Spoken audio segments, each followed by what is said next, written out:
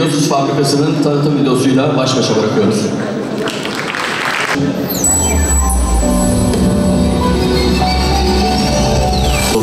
Yüz binlerce vatandaşımıza nefes olurken 40'tan fazla ülkeye, ülkelerine Cumhurbaşkanımızın önderliğinde onlarca cihazımızı hibe. Teknolojilerinde üretim altyapısına değer katacak bu yatırımın Batman'a, ülkemize hayırlı uğurlu olmasını diliyorum.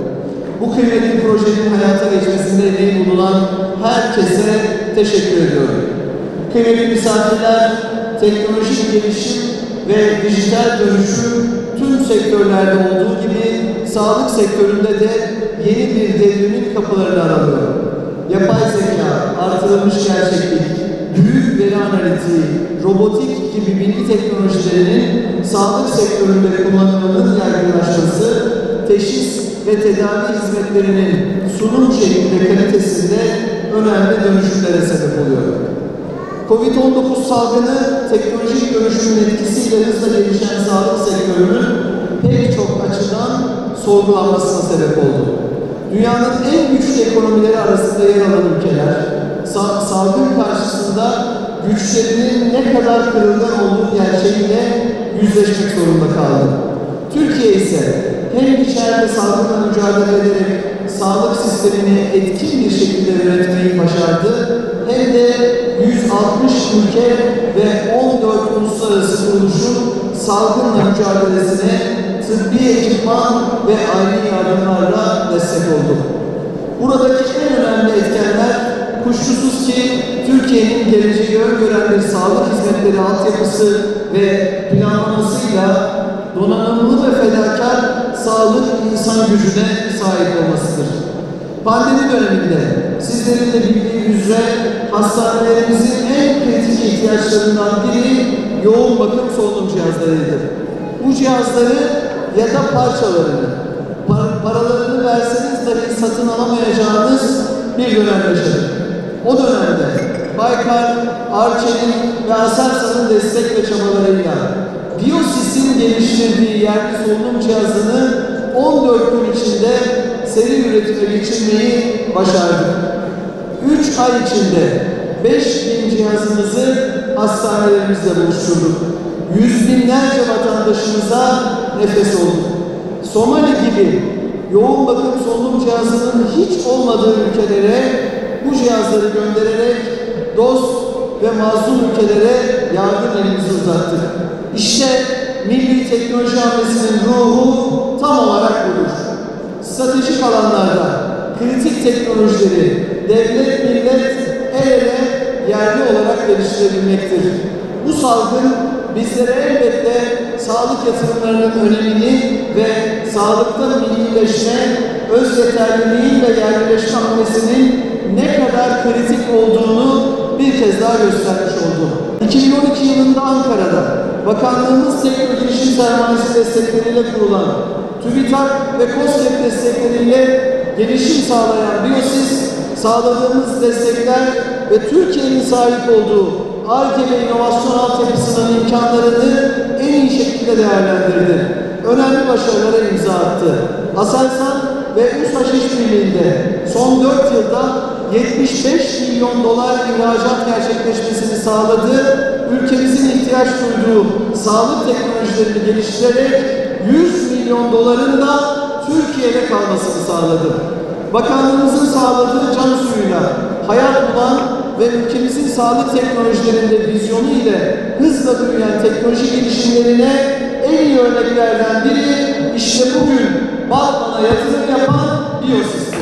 8.000 metrekare kapalı alanda 150 milyon liralık yatırımla gerçekleştirilen bu tesis ilk etapta yoğun bakımda ihtiyaç duyulan mekanik ventilatör, nöromonitör, nemlendirici ve yüksek akış oksijen terapisi cihazlarını burada Batman'da üretecek.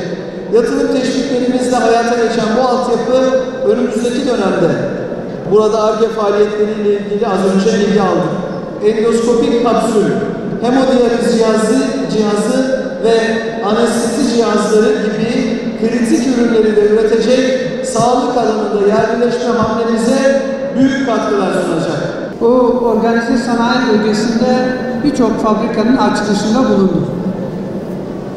Ama bu en anlamlısı, çünkü ilk defa Batman'da yüksek teknoloji ürün üretecek bir fabrika açılışı yapıyoruz. Bu açıdan çok anlamlı. Ben tabii ki Cemal kardeşimizi, Gökhan kardeşimizi, Allah'ın rahmetine kavuşan Murat kardeşimizi tebrik ediyorum. Gerçekten muazzam bir başarı.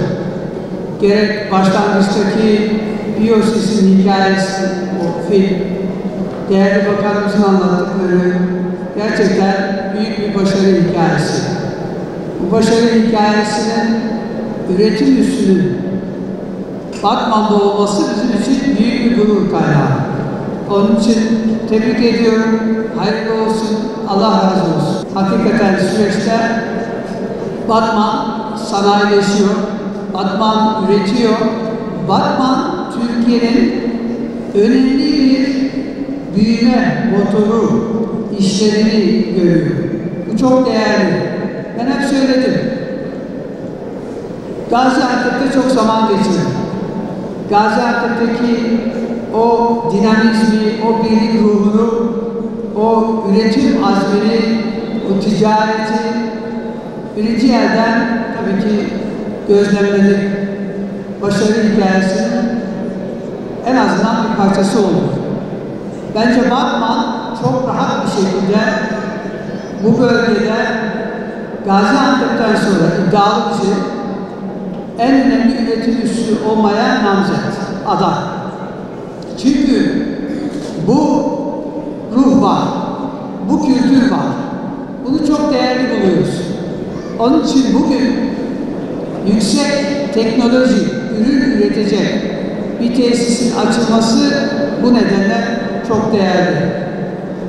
Tabii biz hükümet olarak Ar-Ge'ye, az önce değerli bakanımız ifade ettiler, tasarıma, sanayiye dönüşüme, dijital dönüşüme, yeşil dönüşüme çok büyük önem veriyoruz. Ben şuna inanıyorum, savunma sanayinde yakaladığımız büyük başarıyı, ki gerçekten Cumhurbaşkanımızın azmi, kararlılığı ve liderliği bu da çok önemli, bütün diğer alanlarda Türkiye yakalayabilir. İşte sağlık teknolojileri konusunda, yarın bir gün tarım teknolojileri konusunda, iklim teknolojileri konusunda çok rahat bir şekilde Türkiye bunları başarabilir.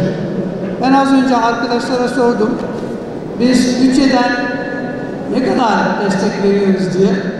Bakın Ar-Ge desteklerimiz, ki bunun içinde prim destekleri var, envai çeşitli destek var. 2024 yılında Ar-Ge'ye değişik adlar altında bütçeden bu sene yaklaşık 299 milyar lira destek vereceğiz. Biz geçen sene, yani daha önce bir Ar-Ge merkezi açtık buraya. Değerli bakanım muhtemelen unutmuşlardı. Çünkü kendisiyle sohbet ettim.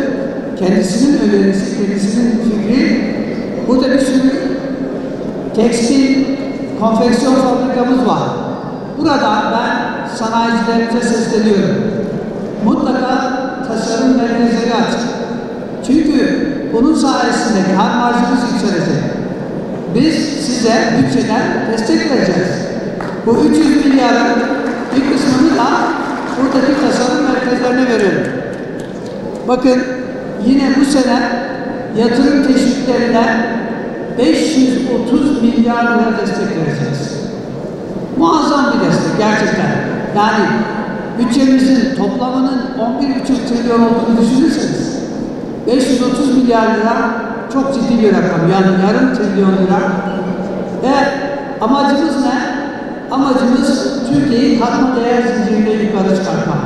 Sanayisini, ihracatını daha sofistike, kompleks ürünlere, daha yüksek teknolojik ürünlere doğru eğilimini sağlamak. Çünkü bunun sayesinde Türkiye makro finansal istikrarı pekiştireceği gibi Türkiye'nin milli gelirini artıracak. Evet, 2023 yılında Türkiye ekonomisi trilyon doları aşan ekonomiler arasına girdi. İlk defa geçen sene Türkiye'nin gayri safi yurt içi hasılası 1 trilyon 100 milyar doları aştı. Satın alma gücü paritesiyle zaten aşmıştık. Satın alma gücü paritesiyle Türkiye 3.7 trilyonluk bir ekonomiyle dünyanın en büyük 11. ekonomisi. Cari dolar kuruyla, TL dolar kuruyla da dünyanın 17. büyük ekonomisi noktasında. Biz sanayi dönüşümü başararak inanıyorum ki Türkiye'yi cari kurlarla da ilk ona doğru, ki en büyük hedefimiz o, ilk onun arasına sokmaktır.